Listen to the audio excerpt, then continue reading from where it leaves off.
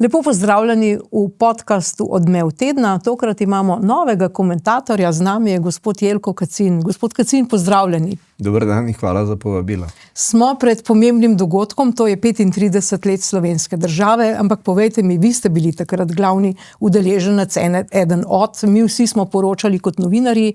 Kako se vi spominjate teh dni? Kako bi vi na kratko povedali, zakaj je v bistvu šlo? No, najprej nisem bil glavni udeleženec, ampak mogoče res največkrat prepoznan, ker sem posodil obraz in glas za tisti proces, zaključno fazo osamosvajanja. Jaz sem takrat skupaj še z dvema kolegoma, z Dušanom Šešokom, ki je prevzel finance, in Androm Ocvirkom, ki je postal podpredsednik izvršnega sveta za ekonomske zadeve, nasledil je podpredsednika Mencingerja, ki je predtem odstopil. Smo bili, rečemo, okrepitev pred zaključno fazo osamosvojitve. Vsak od nas je imel svoj projekt, 13 projektov osamosvajanja je bilo. Moj je bil 13. zadnji mediji in tam smo se ukvarjali z množico stvari, ki so danes težko razumljive, ampak mi takrat nismo imeli te slovenske tiskovne agencije, bil je samo Tanjuk, ki je bilo treba to narediti. Treba je bilo pripraviti tiskovno središče v Cankarjevem domu.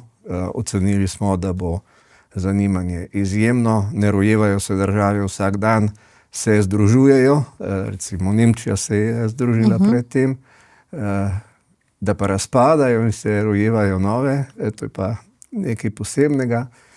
Treba se je bilo ukvarjati predvsem z elektronskimi mediji, ki so v izrednih razmerah, kar vojna je, najbolj učinkoviti, ker se lahko odzivajo v realnem času. Veliko smo delali z vašo televizijo, tedanjo, prvo in edino, druge ni bilo, nobene še takrat, TV Slovenija. Moj najožji sodelavec za pripravo te slovesnosti je bil Drago Pečko, tedanji urednik kulturno-umetniškega programa, čista umetniška duša, res intelektualec, sogovornik, malo arhaičen v izražanju, ampak pripravil je scenosled in že od tega so padali v nezavest na vseh političnih ravneh. In marsikaj smo si morali zamisliti. Njegova ideja, oziroma ne, Bogov vrhunc, tedanji direktor Rašice, je prišel s predlogom, da se posadi tudi lipa, lipa sprave, lipa kot simbol slovenstva. Pa so bile spet zgodbe, kdaj se lipa sadi in kdaj ne, ali lipa je slovensko drevo ali ni, in naprej in nazaj. Ravno tako so bile zgodbe, kdo bo govorec, koliko jih bo. No, tako da na koncu sem jaz pač rekel, da z govorom ali brez mi bomo uprizorili osamosvojitev in smo jo. Smo pa vso zadevo načrtovali televizijsko. Drago je bil 200% televizijc in je hotel imeti neko simbolno zadevo, ki bo zaznamovala to osamosvojitev, in potem je poslal svojega sodelavca, producenta, kako je že bil priimek, Končar,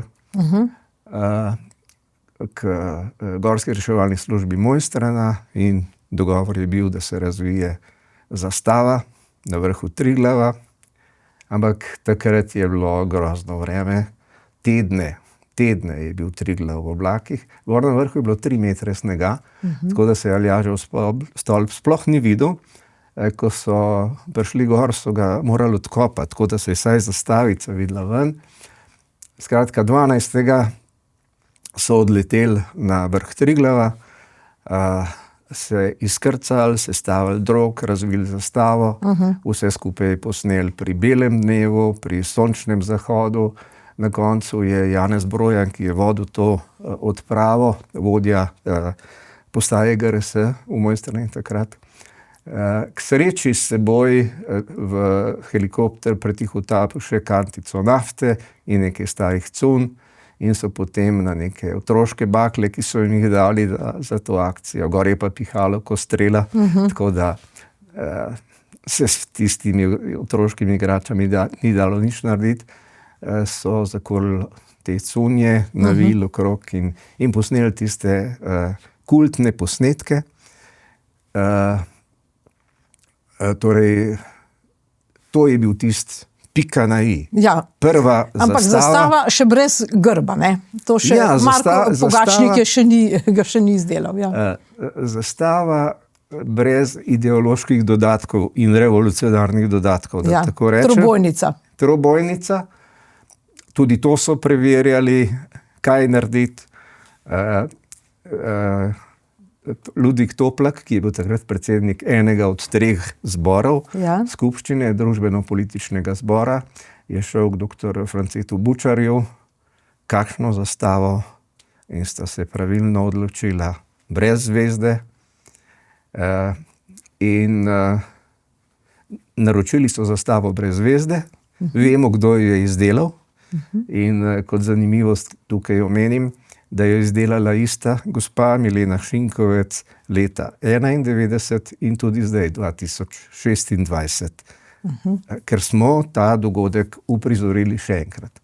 Ampak to je bila takrat, bomo rekli, tajna operacija. Brojan jim je povedal, zakaj so se zbrali šele ob pristanku helikopterja, prišli so gor, vse to so posneli, za televizijo je to delal snemalec Kališnik, ki bo tudi zdaj na slovesnosti v Ljubljani. Potem je bil Joco Žnidaršič, pokojni, ki je hotel imeti naslovnico za časopisno hišo Delo.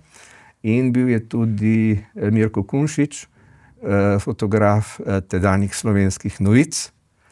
Recimo Slovenske novice so objavile 2 strani zdajle ob ponovitvi tega dogodka, Delo pa nobene. No, hočem reči samo to, da takrat so se odločili za narodno zastavo. To je ta ista zastava, ki jo je Lovro Toman davnega leta 1848 v pomladi narodov, v letu, ko se je poslovil naš France Prešeren, izobesil na Wolfovi, na gostilni Zlata zvezda, iz svojega okna je spustil dol. No, ampak že leta 1994 smo mi dobili dopolnjen zakon o državnih simbolih in tam seveda piše zastava, grb in himna, ampak zastavi sta 2. Torej državna zastava, ta, ki jo imamo tukaj v studiu, in narodna zastava, ki je pa originalna trobojnica, ki izhaja iz zastave dežele Kranjske znotraj Avstro-Ogrske, ki je bila ravno tako ta slovenska trobojnica, le z grbom monarhije na njej. No, skratka, to je tudi, bom rekel, eno od sporočil, da vendarle po 35 letih državljanke in državljane in druge tu bivajoče vendarle seznanimo, da imamo mi 2 zastavi, ne le državno z grbom, ampak da imamo tudi narodno zastavo. In imamo tudi dan zastave. In jaz verjamem, da bomo kmalu imeli tudi dan Triglava. Ampak govorim, zakaj to govorim. Torej, 14 dni pred slovesnostjo, ki je bila pred 35 leti, so bili fantje gor na tajni operaciji, prišli, razvili, posneli, pospravili in izginili v noč. Veste, helikopterji so takrat leteli po noči. Več kot 10 je bila ura, ko je zadnja ekipa prišla na Kredarico, fantje so tam prenočili in potem naslednji dan smučali v dolino. 12. junija so lahko smučali v dolino, toliko snega je bilo. Ampak to je bila tudi operacija maskiranja, da ne bi kdo ugotovil, zakaj je šlo. Mi smo imeli pa 14 dni pred osamosvojitvijo material pripravljen tudi za vso slovesno razglasitev. No, zdaj, če greva samo, da se spomniva to vojno za Slovenijo. Vojna za Slovenijo trajala od 27. junija do 7. julija, do te Brionske deklaracije, ki je bila podpisana. Zdaj, ta proslava je bila na predvečer, ne, ko je ta znani govor nocoj so dovoljene sanje, ne, to je rekel Kučan, ampak že upozoril, da je pa potem jutri pa nov dan in ta nov dan je dejansko bil, to je bil začetek te vojne. Zdaj, zanimivo je to, ne, prav s to proslavo tudi letos bo, vi ste v bistvu koordinator odbora za državne proslave in tudi letos bo na istem mestu, to je na Trgu Jožeta Pučnika oziroma Republike, kakor se zdaj imenuje, pred parlamentom. Ne. Zakaj? To je bila simbolna odločitev. Ja, torej jaz bi šel malo nazaj. Ja. Leto 35. 24. junija je predsednik tedanje skupščine, dr. France Bučar, na dnevni red uvrstil tudi zakon o državnih simbolih. Enkrat so poskušali, po 3 domni skupščini, ni bilo potrebne večine, da je bilo to sprejeto. Jaz sem mu potem pokazal, kaj je alternativa. Jani Bavčar je za nas pripravil to plamenico, trobarno, ki jo ima zdaj Združenje za vrednote slovenske osamosvojitve.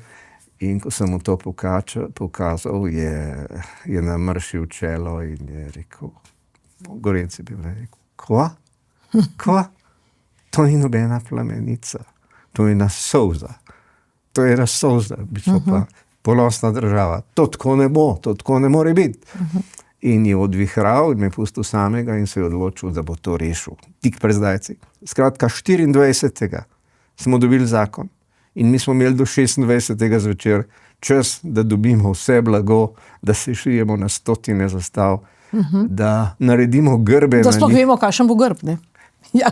No, skratka, 48 ur prej je bila padla odločitev in mi smo morali to narediti. Naslednji dan, 25. se je zgodil akt v parlamentu. Takrat se pravzaprav rodi naša država.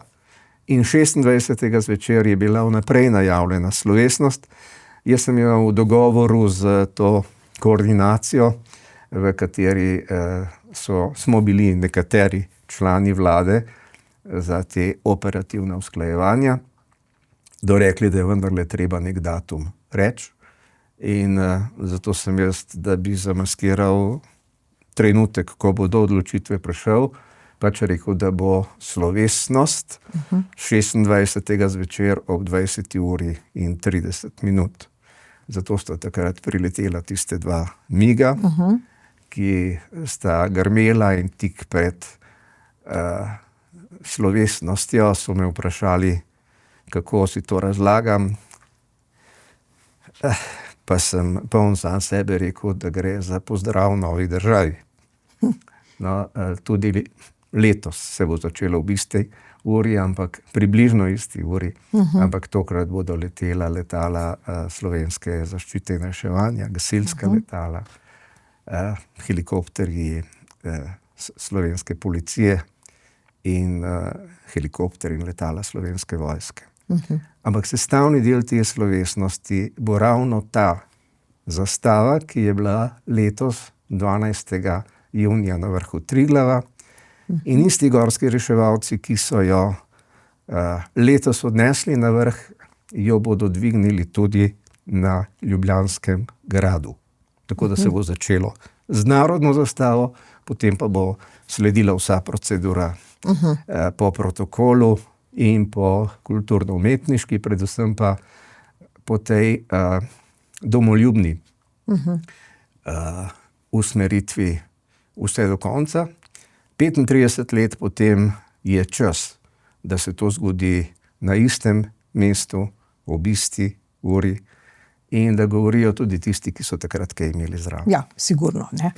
Dobro, ampak zdaj recimo takrat, če gremo že na to proslavo, spominjam se, saj sem bila poročevalka, zdaj Alojzij Šuštar je posadil to lipo oziroma jo je blagoslovil, ne, pa je zmanjkal televizijski ton, zdaj, so se zmotili, kaj točno je bilo, torej nismo slišali tega blagoslova, ne. Je bilo veliko tega spotikanja, teh sabotaž?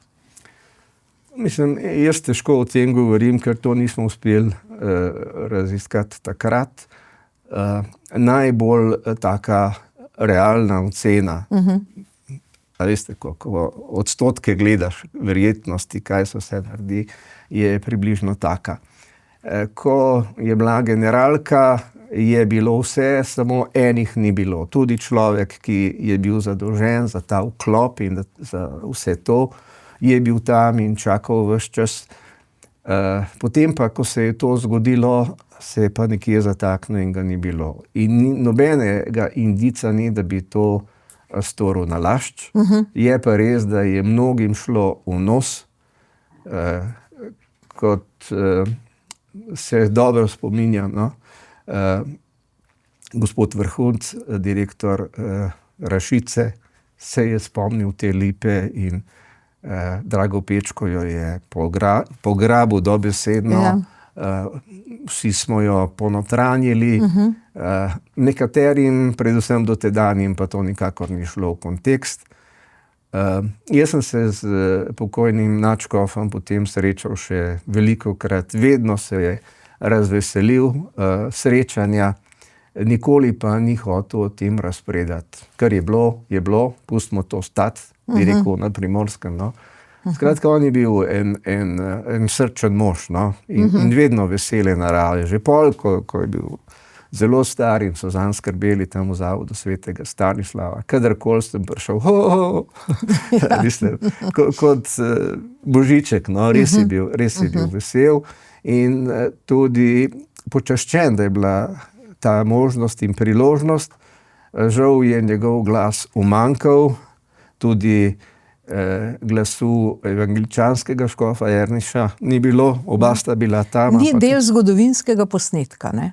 Ja, ampak glejte, ker ga ni, vedno o njem govorimo in jaz mislim, da na ta način ga oživimo in da si bodo naslednje generacije vendarle že znale pričarati tudi njegov glas.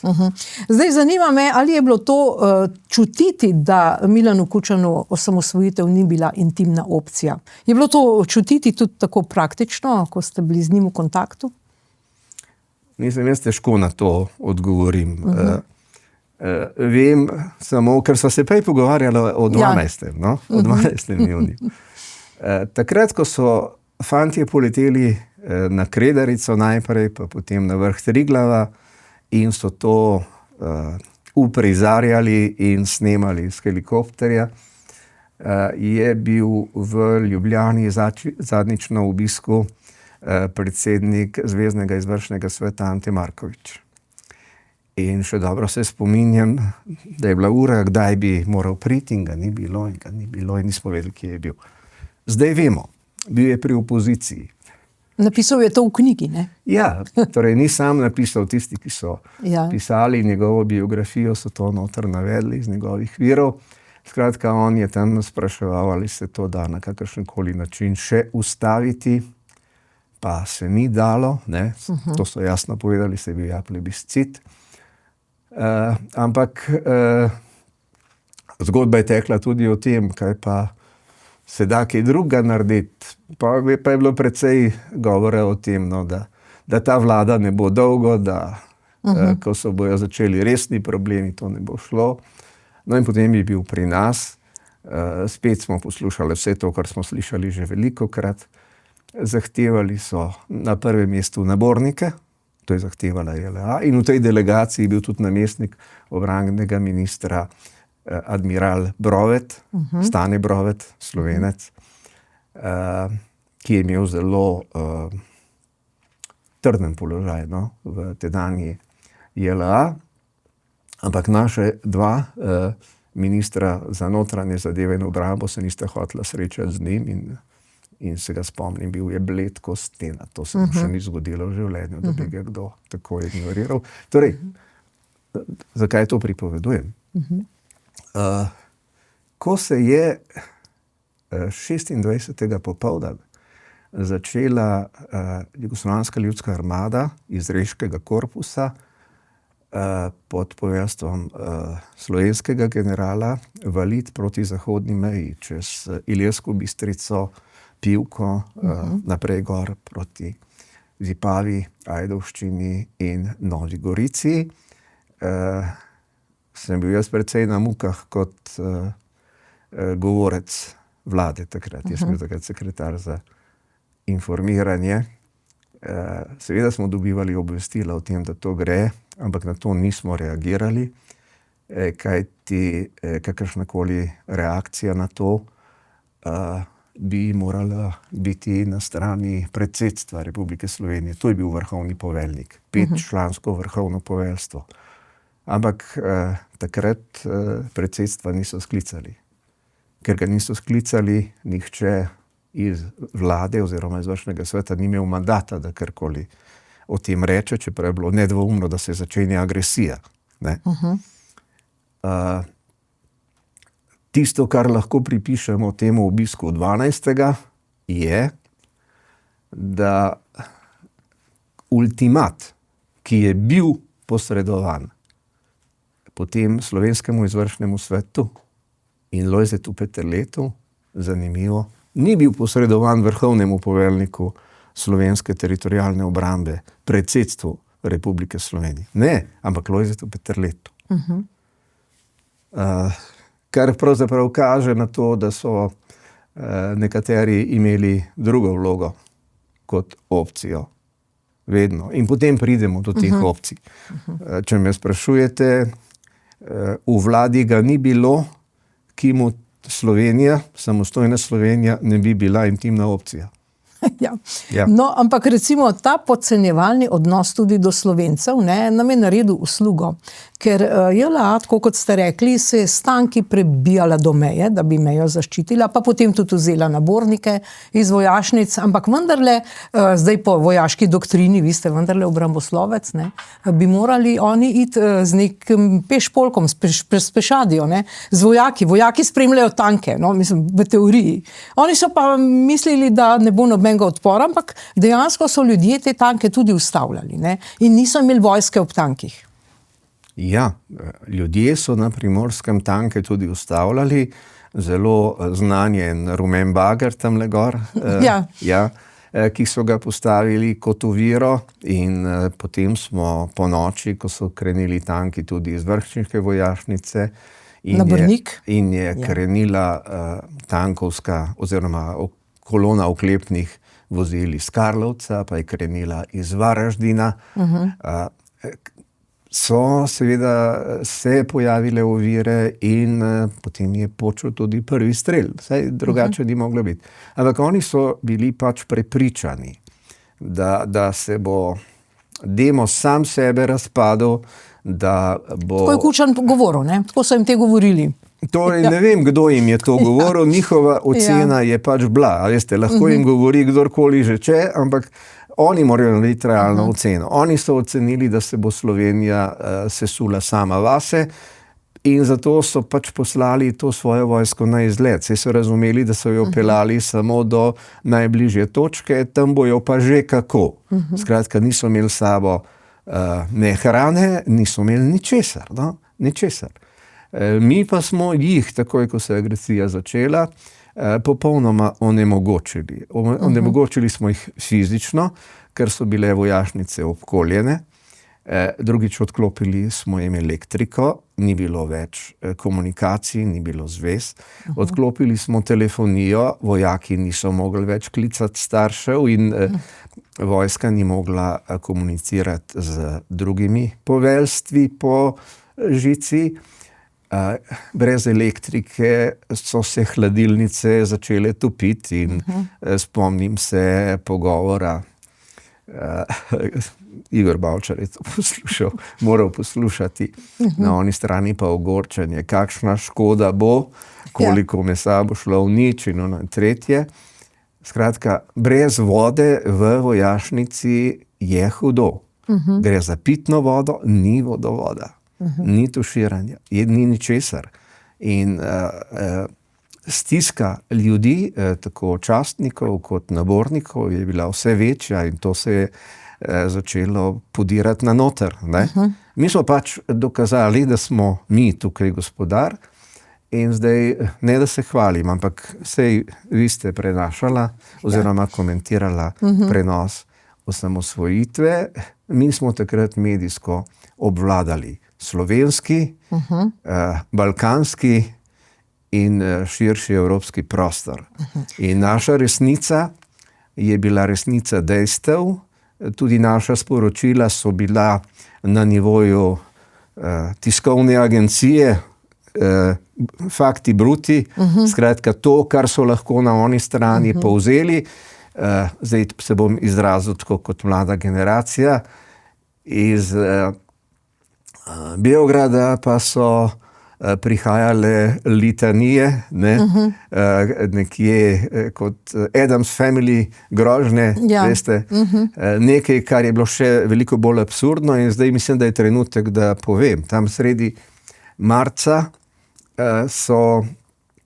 smo bili najbližje vojaškemu udaru JLA v Beogradu. Takrat so sklicali predsedstvo Jugoslavije, Drnovška ni bilo tja, ni šel, ampak Bogić Bogičević in Vasil Tupurkovski in ostali, tudi hrvaški predstavnik, so obupno klicali, naj vendarle pride, da ne bo prišlo do preglasovanja. Pa k sreči je bil ta Kadijević, obrambni minister, legalist, šolal se je tudi v ZDA in je hotel imeti soglasno odločitev, da posežejo. In ker ni bilo potrebne večine v tistem trenutku, je odletel v Moskvo, se je srečal s svojim kolegom, maršalom Jazovim, je prosil za vojaško pomoč pučistom, ker bodo to potrebovali, strelivo, rezervni del in tako naprej. In ta mu je pač odgovoril, ja, seveda, to bomo dali, ampak najprej moramo odstaviti našega predsednika Gorbačova. To so bili tisti pučisti, ki so avgusta leta 1991 poskušali z državnim udarom, pa jih je Jelcin napadel z vojsko, onemogočil in potem zaprl in obsodil. No, ko je prišel nazaj, Kadijević ni upal poseči z vojsko. Mi smo, pa to takrat nismo vedeli, to zdaj lahko za nazaj vse stvari pač govorim. In potem 26. ko so začeli posebej Adžić tam v Beogradu. Ja, nekaj Slovenci odu. Ja. No, so bili to vse govori iz leta, iz 13. marec je bil to, no. 3 mesece prej, ne. Ja. In zato so ti vnaprej napisani govori v nekem trenutku zveneli še bolj absurdno. In arhaično. Arhaično, bi rekel, kot iz psihiatrične ustanove, tako nekako. In so imeli popolnoma nasproten učinek, ne. Ljudi so še bolj povezali, ljudje so razumeli, da so imeli na plebiscitu prav, ko so zahtevali samostojno Slovenijo, treba je bilo izključiti ozemlje, prebivalstvo, gospodarstvo iz norišnice ali pa iz grozot vojne, ki so potem sledile. Mi smo bili prvi, ki smo bili napadeni, čeprav so Hrvati že izgubili nekaj policistov, ki so bili ubiti tukaj v Liki in Kordunu, ampak ta naša izkušnja je prisilila to JLA, da nas je vzela resno in da je začela reševati, kar se je rešiti dalo. Zato bi zdaj zaključil s tem, pa sam še eno ilustracijo dam. Mi smo imeli tukaj ves čas kampanjo naših staršev, ki so zahtevali, da fante, ki služijo vojaški rok v JLA, vrnemo domov. In mi smo to dosledno promovirali. In to so videli tudi srbski starši. Ko so to videli, so se oni pojavili pred Zvezdnim sekretariatom za ljudsko obrambo in so oni zahtevali, naj vojska vrati njihovu decu iz Slovenije. In to je bil tisti dodaten push, ki je pravzaprav prisilil JLA, da je priznala, da lahko živi brez Slovenije. Skratka, oni so hoteli ohraniti Jugoslavijo, ker brez Jugoslavije JLA ni. Oni so hoteli ohraniti Slovenijo v Jugoslaviji, ker glede na razvitost Slovenije je bil delež ki ga je Slovenija prispevala, zajela nesorazmerno velik. To so bili vse razlogi, ki so jih do tistega trenutka, ko so ugotovili, da se jim bo v Sloveniji sesulo vse in če se ne umaknejo, bomo dobili tudi vso opremo in orožje, prisilila, da so se v nadaljevanju vendarle zbrali in ugotovili, da je bolje rešiti, kar se da, ne pa vztrajati na vse ali nič, ker potem bi dobili nič. Ja. No in v tistem trenutku je tudi Srbija seveda imela večji interes na Hrvaškem kot pa v Sloveniji in je ta znameniti stavek Adžića, naj Slovenci gredo, neka Slovenci odu, ne. Še sama se ga spominjam, smo ga spremljali v službi, jasno smo dežurali, ampak nekje pa bi vendarle imate pa premalo pravzaprav priznanja za to, kar ste počeli kot portparol, kot tak, ki je obveščal javnost. Vi ste v bistvu ustvarili vtis pri tujih novinarjih, da zdaj gredo tanki kot na tje nad menu, nad neko majhno Slovenijo. Ne? Tukaj ste vi čustveno tudi zmagali. Ja, zdaj ne da se bom hvalil, no, ampak jaz sem v 80-ih letih bil tudi zunanji sodelavec vaše televizije. Bil sem član sveta RTV takrat, kot predstavnik revije Naša obramba, kjer sem jaz veliko objavljal. Z vašimi sodelavci smo vsako leto obiskali eno svetovno letalsko razstavo, bodisi v Parizu ali pa v Farnboru v Veliki Britaniji. Božo Grl je bil takrat vedno režiser, imeli smo svojega snemalca, Samo Finžgar iz Republiškega centra za obrambno usposabljanje v Poljčah in smo seveda vsako leto pripravili tudi reportažo z tega in smo se marsikaj tudi naučili, kako kadrirati zadeve, kako se te stvari streže in jaz sem vse to svoje znanje s pomočjo svojih sodelavcev prenesel tudi v tiskovno središče. Tisto, kar lahko zdaj po 35 letih povem, je, da nismo bili vedno v isti dvorani, ampak smo ocenili, koliko novinarjev bo. In ko jih je bilo manj, smo šli v manjšo dvorano, zato da so ljudje še vedno stali levo in desno ali pa sedeli fotografi na tleh pred mizo z govorci. In smo dajali vtis, no, da je cel svet pred nami. In je bil. No. Tistih kamer je bilo še in še. Kar se pa mene tiče, jaz sem bil najbolj izpostavljen, ampak ker sem prej opravljal funkcijo namestnika sekretarja za obrambo, sem seveda poznal tudi vse detalje, kaj imamo, kaj nimamo, kje lahko kaj naredimo. In iz tega smo potegnili vse primerjalne prednosti. Nočem reči, da je bila naša resnica edina resnica, ampak naša resnica je bila drugače argumentirana, kot so bile pa se upravičujem, frazeologija ali pa klobasanje tamle uniformiranih starih gospodov iz Beograda, ki so govorili o zarotah, pa o tujem posredovanju, pa ne vem kaj. Skratka, mi smo se, da se vrnem nazaj, obnašali kot Toman, ki je tukaj v Wolfovi ulici izobesil zastavo, vsem navkljub in je pokazal, odkot je, kaj je njegova intimna opcija. In druge opcije preprosto ni bilo. Vsaj tisti, ki smo bili v izvršnem svetu oziroma od dneva napada dalje oziroma razglasitve samostojnosti, smo postali vlada in ministri z širšimi pooblastili. Smo pač ravnali tako. In tudi jaz med vsemi drugimi. No, zdaj seveda greva zdaj 35 let kasneje oziroma v današnji čas imamo zdaj vlado. Vlada je zdaj pravzaprav po 35 letih prvič sestavljena samo iz desnih strank, lahko rečemo. Ne? Kaj zdaj to pomeni za ta čas po osamosvojitvi? Namreč v tem času, po osamosvojitvi v 35 letih smo imeli različne proslave, različne spore okoli vseh teh debat. Kaj zdaj to pomeni za današnjo proslavo? Kako je s temi borčevskimi NOB praporščaki? Kaj bo zdaj?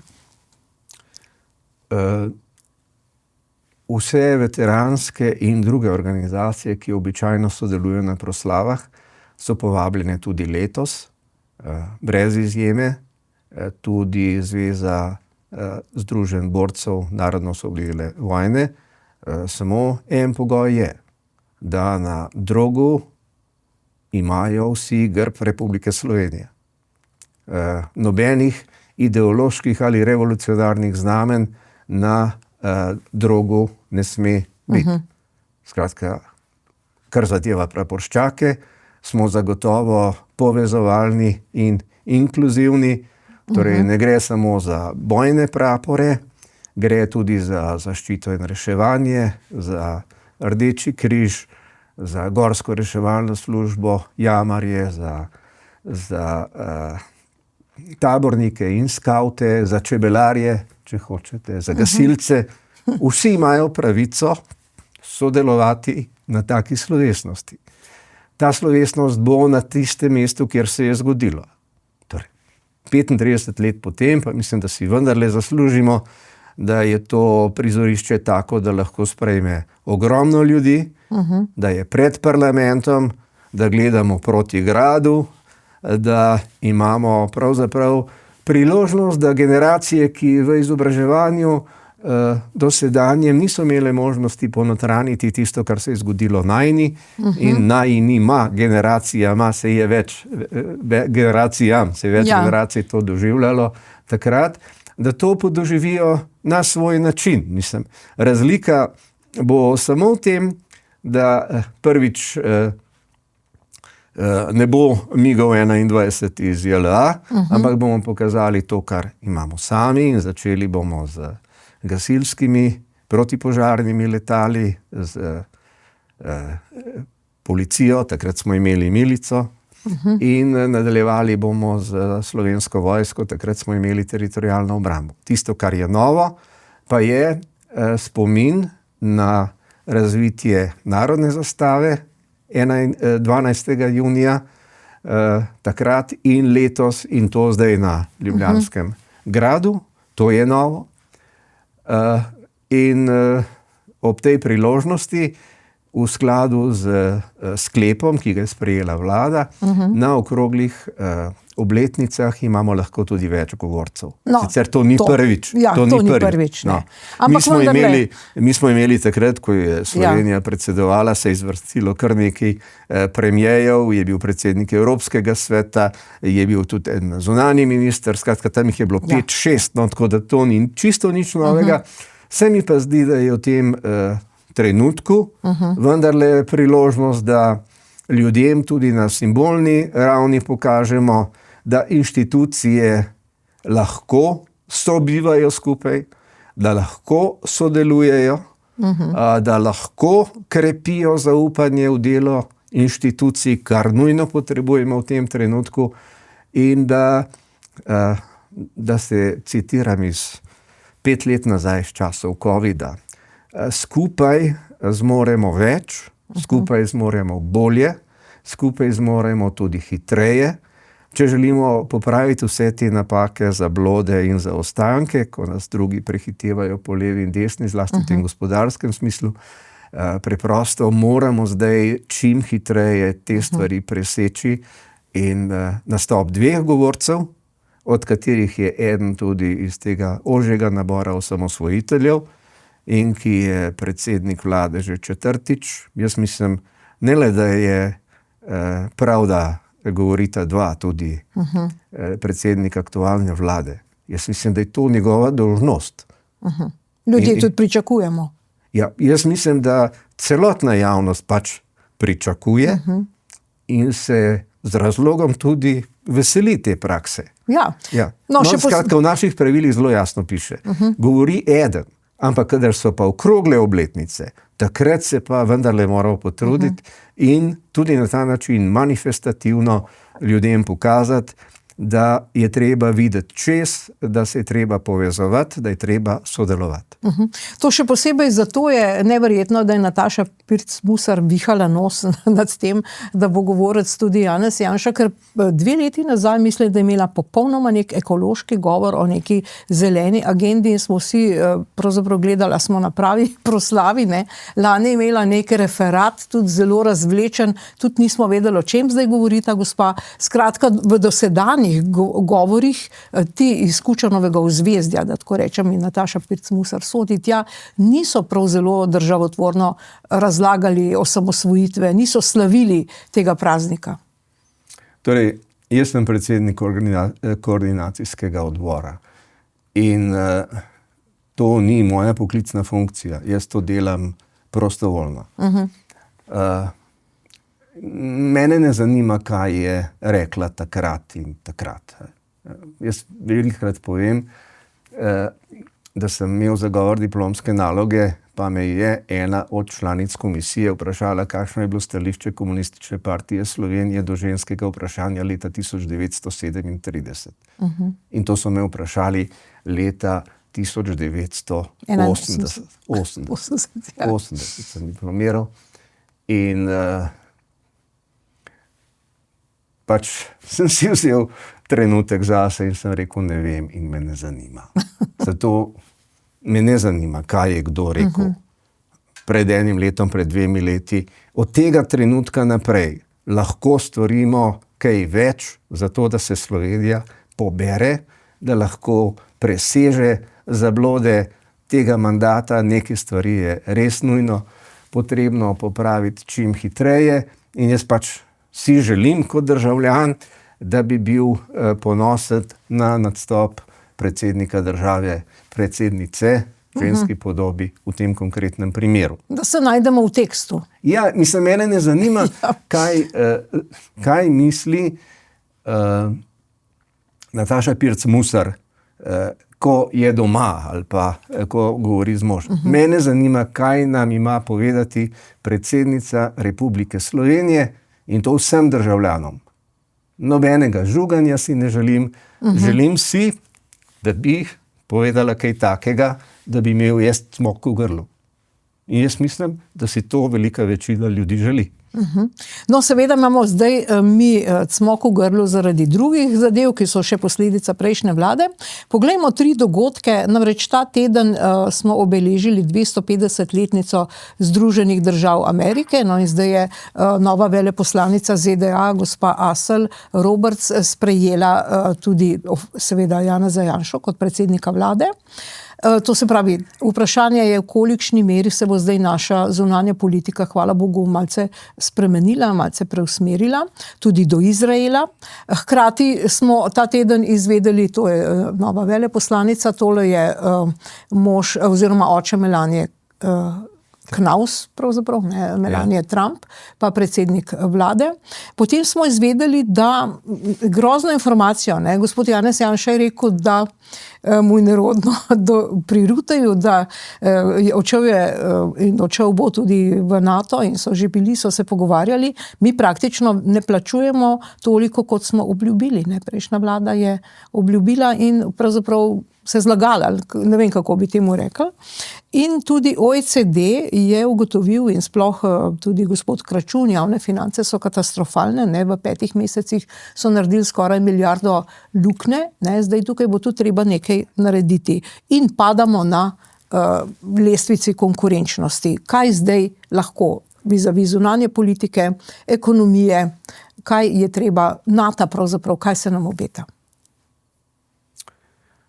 Torej, najprej ste omenila 250. obletnico nastanka Združenih držav Amerike in tam z razlogom praznujejo.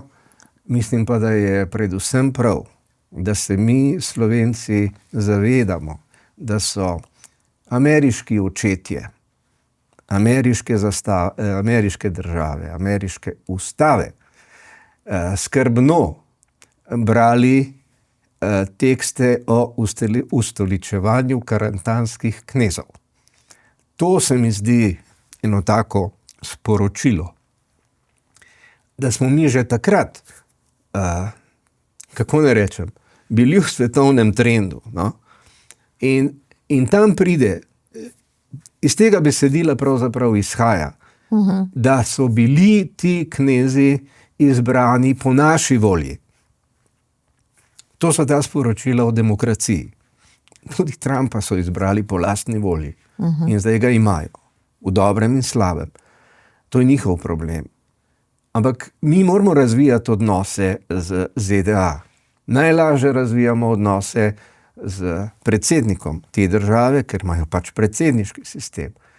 In jaz pač pričakujem, da bomo v tem času, ne glede na to, koliko ljudi ga mara in zaradi česa ga kdo ne mara, da bomo vendar interese Republike Slovenije dali v ospredje in da bomo tukaj lahko storili več in bolje.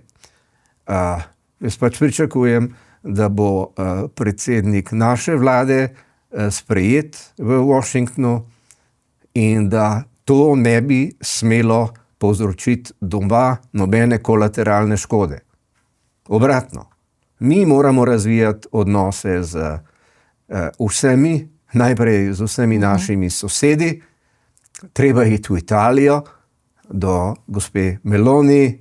Ne bom rekel, da se je treba upravičiti, ampak je treba pokazati, da znamo biti tudi drugačni, da smo lahko dobri sosedje in da skupaj lahko zmoremo več in bolje, da se moramo vendarle tudi v konkretnih dejanjih zorganizirati in širino plinovoda, ki nas povezuje z Italijo, povečati in povečati našo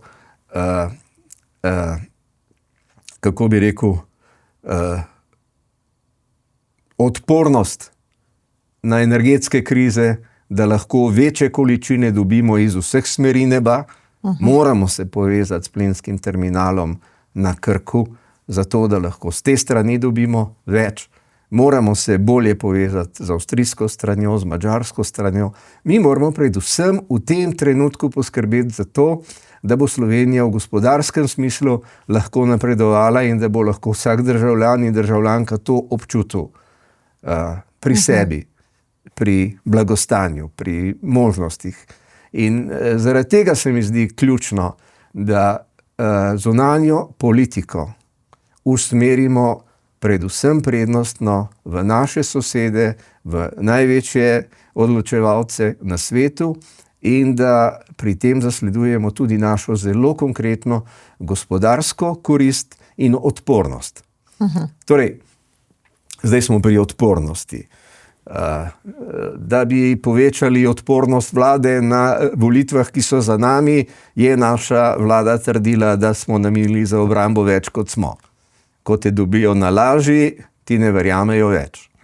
Jaz verjamem, da bo z to bridko resnico, ki jo je pač včeraj izrekel naš predsednik vlade, da smo v tem trenutku vojaško šibkejši, kot pa smo bili leta 1991, vendarle naleteli na razumevanje ob dodatku, da bomo poskrbeli najprej za lastno varnost, ker samo na ta način lahko pomagamo tudi našim sosedom in drugim. In tukaj je možnost. Prejšnja vlada, recimo, ni želela vzeti kredita za nakup oborožitve, ker ta kredit ne gre v primanjkljaj. Za vse evropske države to velja. Sosednja Hrvaška je to z obema rokama zagrabila in v tem trenutku posodablja in ne bremeni bilance svojega proračuna v tem trenutku. Mi pa smo bolj papeški od papeža in smo tam, kjer smo. Torej, so mehanizmi, da se ne poslabša bilanca in da se vendarle lahko nabavi tisto, kar potrebujemo. Tisto, kar najbolj potrebujemo. In tukaj je treba pogledati na novo prioritete slovenske obrambe, slovenske vojske. In tisti delež, ki je namenjen zaščiti in reševanju, ravno tako. Ampak mi smo sprejeli zavezo. Washingtonska pogodba ima tudi člen, ki pravi, da mora najprej zaveznica poskrbeti za lastno obrambo, le če to ni dovolj, ji solidarnostno pristopijo drugi. To je bistvo kolektivne obrambe. In skupaj smo močnejši in skupaj zmoremo več. Konec koncev, samo za ilustracijo, da povem. Mi nimamo stroška z letalstvom. In zaradi tega je naše gospodarstvo lahko bolj konkurenčno. Zaenkrat nam zagotavljajo pokrivanje zračnega prostora iz Italije in iz Madžarske. In ne vem, zakaj bi se morali prerekati s tema dvema državama. Nobene potrebe ni. Pač pa je dovolj skupnih področij sodelovanja, od katerih imata obe strani koristi. In tukaj se mi zdi, da malo ponižnosti na Sloveniji, na slovenski strani nikakor ne bi škodilo. No, mogoče tudi pri predsednici, ne, ker ta predsednica je sprejela vlado ta teden in predsednica je še naprej bo, tako je rekla, tako se je zdelo malce zanalašč, ali ne vem, zakaj, opozarjala na genocid v Gazi. Ne. Zdaj, kako si lahko razlagamo to Gazo? Ta predsednica ne tisto zastavo obesi v svoji advokatski pisarni, pa bo mir. Ne. Recimo, zakaj to obeša na predsedniški palači? To jaz ne vem, jaz domnevam. Da. Ampak, veste, ni primerno, da predsednik koordinacijskega odbora domneva nekaj. Zato bom blag. No? Predsednica pač gleda naprej in ocenjuje, da je to en del volilnega telesa, če bo šla ponovno na predsedniške volitve, pač nagovarja en del volilnega telesa. Palestino. Torej, Palestincev prav veliko pri nas ni, ampak jaz mislim, da je ob srečanju z vlado primerno, da se vprašajo, kako bi lahko skupaj storili več in bolje. In kje so tiste prioritete, ki jih lahko naredimo bolje in hitreje. Nihče ni preklical priznanja Palestine, zato je na tak način, kako bi rekel, kljubovanja ali žuganja, po moji oceni, manj primeren, ampak o tem ne bom sodil. O tem bodo pač sodili ljudje, takrat, ko bo, če bo kandidirala še enkrat in ji bodo pač dali vedeti, ali je to bila prava praksa ali ni bila. Ampak jaz bi si vseeno, pravim, kot državljan in kot predsednik koordinacijskega odbora želel, da bi imel cmok v grlu po njenem nagovoru. Zdaj pa mimo grede, ko smo sprejeli odločitev, smo jo po kar dolgi razpravi in prav vsi sodelujoči v razpravi so pozdravili zamisel o tem, da imamo dva govorca, v zapisniku pa je zapisano, da urad predsednice republike ne nasprotuje dvema govorcema. Tako da bi jaz tukaj dal piko in se s tem ne bi več ukvarjal. Dobro, zdaj Evropa tudi razvija drugačen odnos do migrantov, ne, jih bo tudi vračala. Evropski parlament je odobril strožja pravila. Zdaj mi pa še vedno ne vemo, kako bomo s tem. Mi še vedno nimamo, medtem ko smo se ukvarjali z vegetarijansko hrano, z ljubitelji živali in tako naprej, nismo praktično teh temeljnih zakonodaje, Golobova vlada ni sprejela teh pravil. Kako bo s tem? Ja, ni sprejela zato, ker ji to ni šlo v njen ideološki kontekst. Pač ta vlada je imela za svoj program Levice in dve drugi stranki sta se temu podrejali in zaradi tega pač, kako bi rekel, so se tudi odločili, da ne bodo kupili 8 kolesnikov, ker da jih želijo nadgraditi tudi za obrambo proti dronom in se nič ni zgodilo z nakupom. In tako se nič ni zgodilo tudi z implementacijo teh določb. Torej, če je politična blokada, način delovanja koalicije jih pač pripelje do političnega poraza, zdaj je drug čas in v tem drugem času mora sedanja edina vlada sprejeti odločitve, ki bodo v skladu z evropskim akijem, ki bodo omogočile, da smo mi enakovredni in zaupanja vredni del Evropske unije, čeprav nismo več zunanja meja. Kdaj bomo izvedeli, kakšen bo rezultat te črne kocke oziroma tega snemanja? Se ne vemo niti, ali je bila črna kocka ali ne, te vsebine, ki je bila posneta prek teh testenin, ali kako je s tem? Bomo sploh kdaj izvedeli karkoli? Kaj vi mislite? To ne vem, mislim pa, da bi morali izvedeti. Zdaj ne pričakujem, da bi se spet pojavila na novinarski konferenci udarna trojka na čelu z Niko Kovač, z Mukijem in novinarjem Mladine, ki bi nam spet izpričala eno verzijo tega. To, kar se je zgodilo zadnjič na zaprti seji, je po mojem mnenju za javnost dovolj pomenljivo, da vendarle razmišlja o tem, kako in kaj. Ampak na koncu se bo pokazalo, jaz to ne morem trditi, lahko vam pa povem, da sem iz ust ljudi, ki jih osebno poznam, jim zaupam, slišal trditve, da so ti gospodje, ko so prileteli, bili ukrcani iz letala v vozila, ki niso bila zasebna, ampak so pripadala slovenski državi. Torej, vse to vam kaže nekaj drugega. Jaz verjamem, da Žan Mahnič ni, kar je izrekel kar tako na pamet. Skratka, Sova je bila zlorabljena in jaz si mislim, da Vojko Volk, ki je zdaj na Jablah strateške študije, študira, kaj bo povedal v zagovor tistega, kar je povedal, ko je obtoževal ali pa ko je inštruiral predsednika vlade, da govori o veleizdaji. Brez da bi bili dokazi, da je sedaj najmočnejša stranka v koaliciji in njen predsednik imela karkoli skupnega pri naročanju te operacije, niti tega ne vemo, kdo je to zares izvedel. Ja, in zakaj niso se pridružili tožbi, ne?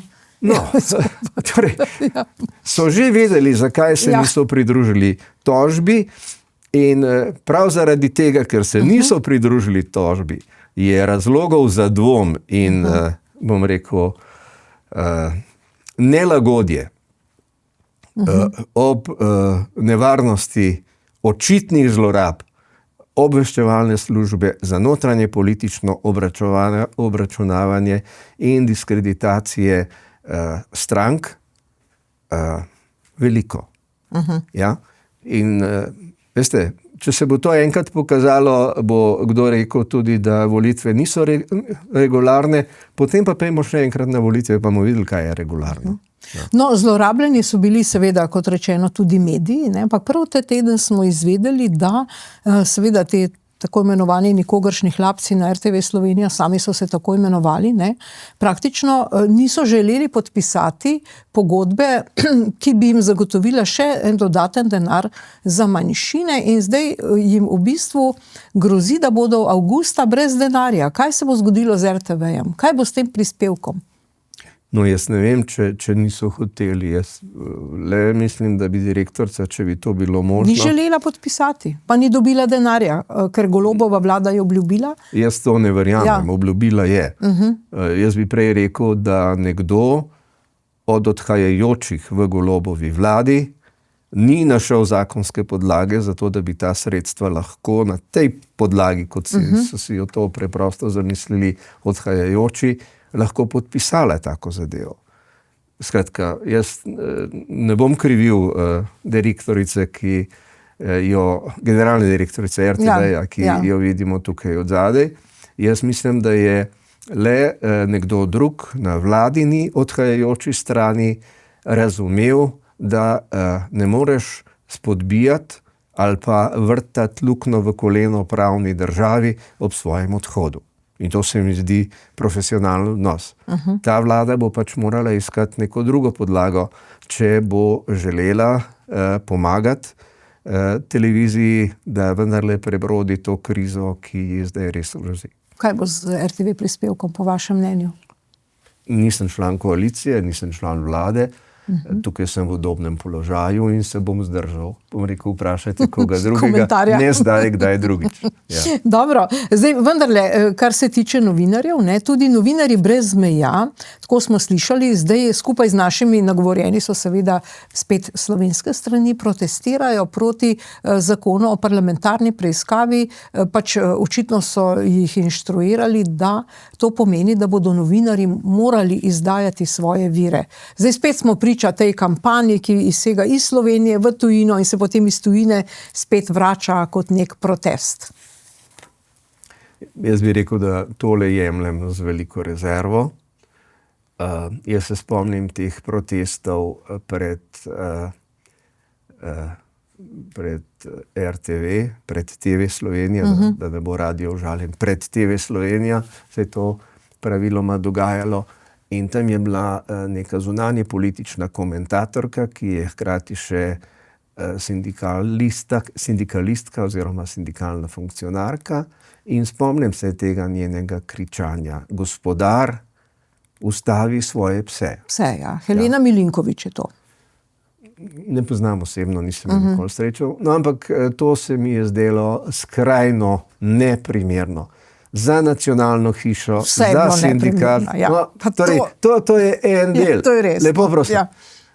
Jaz bi predlagal, no, da se vendarle zajame sapo, se šteje od 1 do 3 naprej in nazaj, preden se komu še kaj takega zavrti v glavi. Če pa pač želijo in z svojim ravnanjem in spodbujanjem nekaterih, razširjanjem nekaterih sporočil, mislijo, da nacionalna televizija ni več potrebna, naj pač to povejo na drug način. Tudi ta možnost vedno obstaja, ampak jaz bi človek pričakoval, da v trenutku, ko se je vendarle dokazalo, da prejšnja vlada, predprejšnja vlada na RTV-ju ni odpustila nikogar, ta garnitura pa je odpuščala. In čistila. In da so potem na sodišču morali ljudje odpuščeni uveljavljati svoje pravice, da vendarle ustavi svoje konje in se začne obnašati čim bolj racionalno. Jaz mislim, da televizijo potrebujemo, da so nekateri programi, ki so nacionalno pomembni. Se bom vrnil nazaj na letošnjo proslavo.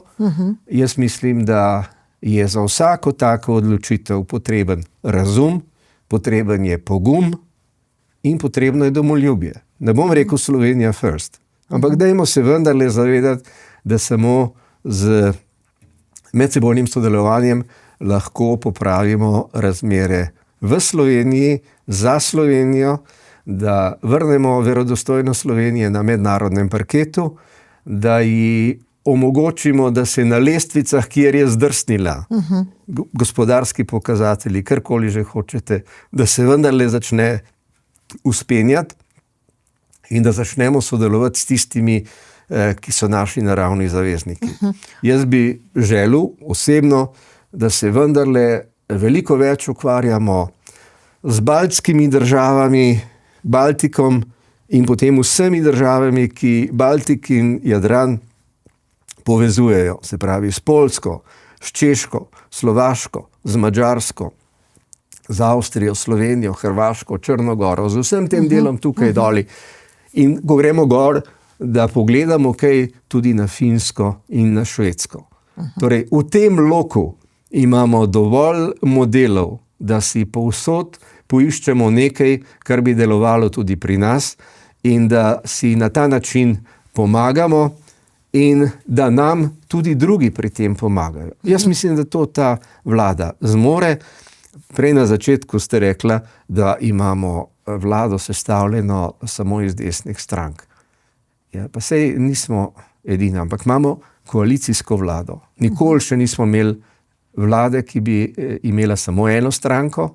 Vedno so to koalicijske vlade, vedno je to naporno sobivanje, vedno zahteva ogromno koordinacije in to je pač demokracija.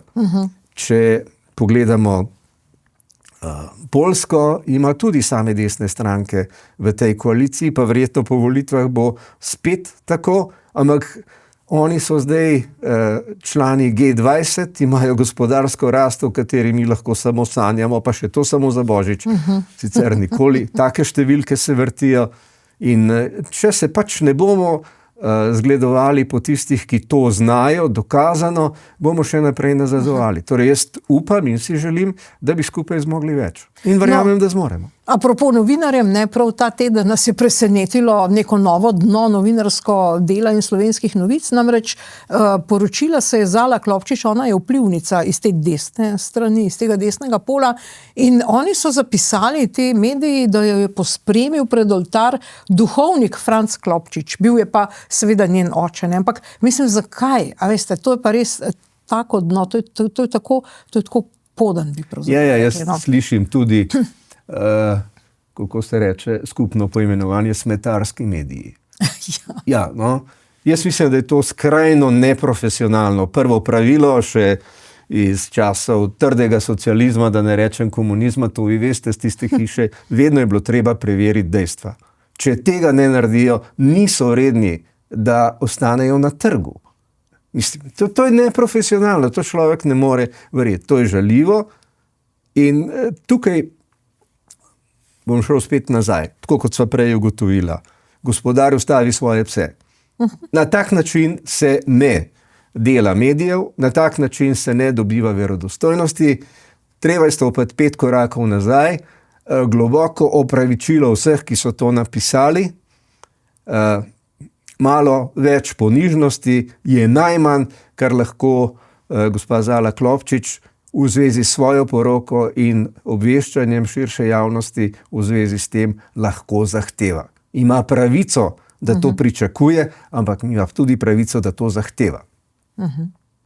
Upajmo, da bo tako. Pika, ja. Končna pika. Še 2-3 zadeve. Državni zbor je sprejel zakon, po katerem na jesenskih lokalnih volitvah nedržavljani, ki imajo v Sloveniji stalno bivališče, ne bodo mogli voliti. Kako vi to komentirate? Jaz nisem strokovnjak za ustavno pravo, ti se bodo zdaj lahko v zvezi s tem na veliko ukvarjali. Jaz sem državljan Evropske unije, ker vsa Slovenija ve, da imam počitniško hišo na Hrvaškem. Še nikoli nisem dobil vabila, da grem voliti na lokalnih volitvah. No. In toliko o tem. Ne bi delal drame iz tega, če kdo misli, da je s tem kaj zelo narobe, bo pač uporabil upravna sredstva. Mislim pa, da tisti, ki pričakujejo državljanstvo Republike Slovenije in si ga želijo in ga dobijo, je razumljivo, da bodo volili na vseh, na predsedniških, državnozborskih volitvah in tudi na lokalnih volitvah. Kot državljani. Ja, kot državljani, seveda. Ja, tako kot Slovenci. In jaz bi si želel, da ljudje razumejo, da to ni samo pravica, da je tudi dolžnost. S tem sprejmeš odgovornost za prihodnost. No, zdaj v tem tednu smo tudi izvedeli, da so poslanci Nove Slovenije v bistvu zaradi suma zlorabe položaja v Komisiji Državnega zbora za nadzor obveščevalnih in varnostnih služb doživeli obtožni predlog. Kaj bo s tem? Ja, ne vem, to je obtožni predlog, je začetek nekega postopka. Kaj bojo med tem ugotovili, ne vem. Jaz nisem kvalificiran za presojanje o tem. Bom zaupal pravosodju, da ugotovi kako in kaj. Na prvo žogo pa se mi zdi, da kaj hudega tukaj ne more se zvaliti, no, da tako rečem. Posebej še, ker ko se spomnim Joška Kadivnika in njegove te 3 udarne trojke, to je zaenkrat zame sinonim za slovensko Sovo in se opravičujem vsem zaposlenim tam, ker sem to zdaj izrekel. Ampak dokler ne bomo vedeli, kaj je s to črno kocko, njeno vlogo in koga vse želijo namočiti pri tem, se jaz s tem delom zgodbe ne bom ukvarjal. Ampak vi ste bili evropski poslanec, Matej Tonin niti ni uveljavljal tega, da je pač evropski poslanec, pa ni doživel te obtožnice. Kako gledate na to? Ima on kakšno imuniteto? On tega ni uveljavljal, vendar njega so izločili iz tega.